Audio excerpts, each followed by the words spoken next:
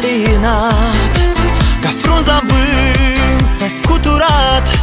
Cine din noi e vinovat și cine ne-a înstrăinat?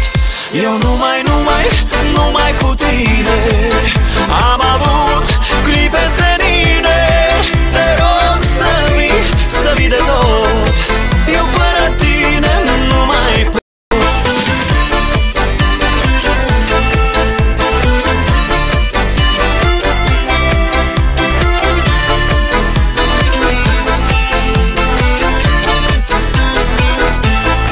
Nu știu, iubito, ce să fac cu dorul meu, cum să mă împac, cum inima să-mi potolesc. Eu tot mai tare te iubesc.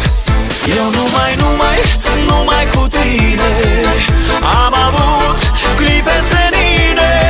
Te rog să vii de tot, eu fără tine nu mai pot.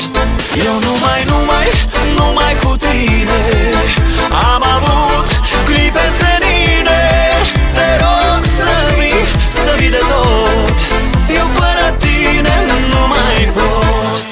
Eu sper că încă are rost să întoarcem clipa în care am fost, ca într-un vis cel fericit în care cu drag noi ne-am iubit.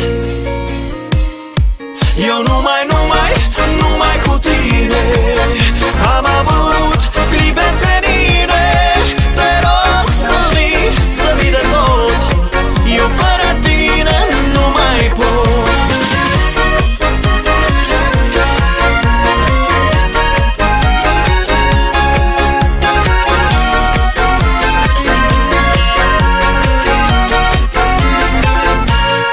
Eu numai cu tine am avut clipe senine.